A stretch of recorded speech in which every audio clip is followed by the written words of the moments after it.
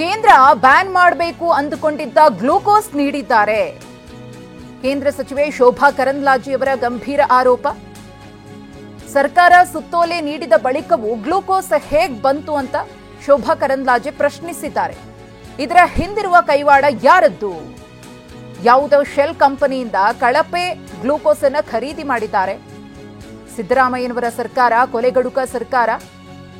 ಇದರ ಹೊಣೆಯನ್ನ ಆರೋಗ್ಯ ಸಚಿವ ದಿನೇಶ್ ಗುಂಡೂರಾವ್ ಅವರೇ ಹೊತ್ಕೊಳ್ಬೇಕು. ತಕ್ಷಣವೇ ದಿನೇಶ್ ಗುಂಡೂರಾವ್ ವಿರುದ್ಧ ಕ್ರಮ ಕೈಗೊಳ್ಳಬೇಕು ಅಂತ ಶೋಭಾ ಕರಂದ್ಲಾಜೆ ಅವರು ಆಗ್ರಹಪಡಿಸಿದ್ದಾರೆ.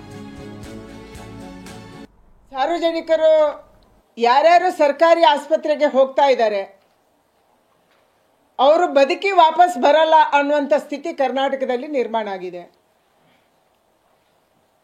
ಇತ್ತೀಚೆಗೆ ಆಸ್ಪತ್ರೆಗಳಲ್ಲಿ ಆಗ್ತಾ ಇರುವಂಥ ಸಾವು ಕರ್ನಾಟಕ ರಾಜ್ಯವನ್ನ ಆತಂಕಕ್ಕೆ ಈಡು ಮಾಡಿದೆ.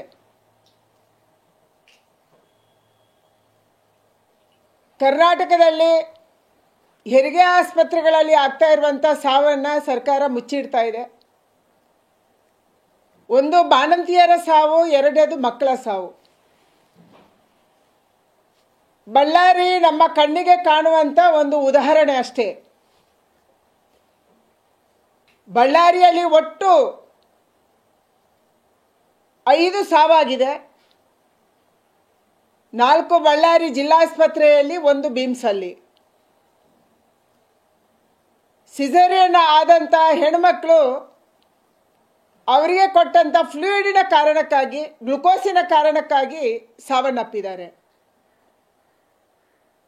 ವೈದ್ಯರ ತಂಡ, ರಾಜೀವ್ ಗಾಂಧಿ ಯೂನಿವರ್ಸಿಟಿ ಮತ್ತು ಬೇರೆ ಬೇರೆ ವೈದ್ಯರ ತಂಡ ಭೇಟಿ ನೀಡುತ್ತೆ. ಆ ಸಮಿತಿ ವರದಿ ಕೊಡುತ್ತೆ, ಇಲ್ಲಿ ಸಾವಾಗಿದೆ, ಇದೇ ಕಾರಣಕ್ಕೆ ಆಗಿದೆ ಅನ್ನುವಂಥ ವರದಿ ಕೊಡುತ್ತೆ. ಆದರೆ ವರದಿಯನ್ನು ಮುಚ್ಚಿ ಹಾಕುವಂಥ ಒಂದು ವ್ಯವಸ್ಥಿತ ಪ್ರಯತ್ನವನ್ನು ಸರ್ಕಾರ ಮಾಡ್ತು. ನಿನ್ನೆ ನಾನು ಕೆಲವರಿಗೆ ಕೇಳಕ್ಕೆ ಶುರು ಮಾಡಿದ ಮೇಲೆ ಬಂದಿರುವಂಥ ವರದಿ ಪ್ರಕಾರ ಎಲ್ಲ ಜಿಲ್ಲೆಗಳಿಂದ ಬಂದಿಲ್ಲ ನನಗೆ.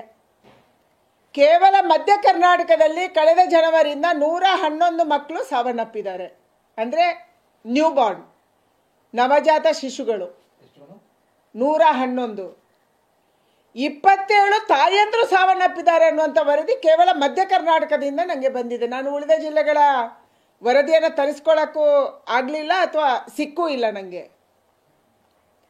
ಅಂದರೆ 27 ಸಿಸರಿಯನ್ ಆದಂಥ ಹೆಣ್ಮಕ್ಳು ಸಾವನ್ನಪ್ಪಿದ್ರು, 111 ಮಕ್ಕಳು ಸಾವನ್ನಪ್ಪಿದ್ದಾರೆ. ಯಾಕಂದರೆ ಒಂದ್ಸರಿ ತಾಯಿ ಸಾವನ್ನಪ್ಪಿದ ಮೇಲೆ ಆ ಮಗುವಿಗೆ ಬದುಕೋದು ಕೂಡ ಕಷ್ಟ ಆಗುತ್ತೆ. ಕೆಲವರು ಅದರಲ್ಲಿ ಮಕ್ಕಳು ಬದುಕಿದ್ದಾರೆ, ಕೆಲವರು ಮಕ್ಕಳು ಇನ್ನು ಉಳಿದಂಥ ತಾಯಿಯಂದ್ರದ್ದು ಕೂಡ ತೀರ್ಕೊಂಡಿದ್ದಾರೆ. ಅಂದರೆ ಕರ್ನಾಟಕ ರಾಜ್ಯ ಸರ್ಕಾರ ಇವತ್ತು ಏನು ಮಾಡ್ತಿದೆ ಅನ್ನುವಂಥ ಒಂದು ದೊಡ್ಡ ಪ್ರಶ್ನಾರ್ಥಕ ಚಿಹ್ನೆ ನಮಗೆ ಬಂದಿದೆ. ಯಾವ ಪಶ್ಚಿಮ ಬಾಂಗ ಫಾರ್ಮಸ್ಯೂಟಿಕಲ್ಸ್ ಇದ್ದಾವೆ, ಕಂಪನಿ ಇದೆ. ಈ ಕಂಪನಿ ಇವರಿಗೆ ರಿಂಗ್ ಲ್ಯಾಕ್ಟೇಟ್ ಫ್ಲೂಯಿಡ್ ಅನ್ನು ಸಪ್ಲೈ ಮಾಡುತ್ತೆ, ಗ್ಲುಕೋಸ್ ಅನ್ನು ಸಪ್ಲೈ ಮಾಡುತ್ತೆ. ಇದನ್ನು ಕೇಂದ್ರ ಸರ್ಕಾರ ಬ್ಯಾನ್ ಮಾಡಬೇಕು ಅಂತ ಹೇಳಿದೆ. ಈ ಒಂದು ಯಾವ ಬ್ಯಾಚ್ ನಂಬರ್ 2ದು ರಿಂಗ್ ಲ್ಯಾಕ್ಟೇಟ್ ಫ್ಲೂಯಿಡ್ ಇದೆ ಅಥವಾ ಗ್ಲುಕೋಸ್ ಇದೆ, ಇದನ್ನು ಬ್ಯಾನ್ ಮಾಡಬೇಕು ಅಂತ ಹೇಳಿದ ಮೇಲೆ ಕೂಡ ರಾಜ್ಯ ಸರ್ಕಾರದ ಒಂದು ಬಾರಿಯ ಸುತ್ತೋಲೆ ಹೋದ ಮೇಲೆ ಕೂಡ ಆಸ್ಪತ್ರೆಗಳಿಗೆ ಇದು ಹೇಗೆ ಬಂತು? ಸಿದ್ದರಾಮಯ್ಯನವರ ಸರ್ಕಾರ ಒಂದು ರೀತಿಯಲ್ಲಿ ನಿರ್ದಯಿ ಸರ್ಕಾರ ಆಗಿದೆ, ಕರುಣೆ ಇಲ್ಲದಂಥ ಸರ್ಕಾರ ಆಗಿದೆ, ಕೊಲೆಗಡುಕ ಸರ್ಕಾರ ಆಗಿದೆ. ಆರೋಗ್ಯ ಇಲಾಖೆಯಲ್ಲಿ ಪ್ರತಿನಿತ್ಯ, ಅದು ವಿಕ್ಟೋರಿಯಾ ಆಸ್ಪತ್ರೆದು ದಿನ ಬರ್ತಾ ಇದೆ, ಪ್ರತಿನಿತ್ಯ ಒಂದಲ್ಲ ಒಂದು ಆಸ್ಪತ್ರೆದ ಸ್ಟೋರಿ ಬಂದರು. ನಾನೇ KR ಪುರಂ ಆಸ್ಪತ್ರೆಗೆ ಹೋಗಿದ್ದೆ, ವಿಸಿಟ್ ಮಾಡಿದ್ದೆ.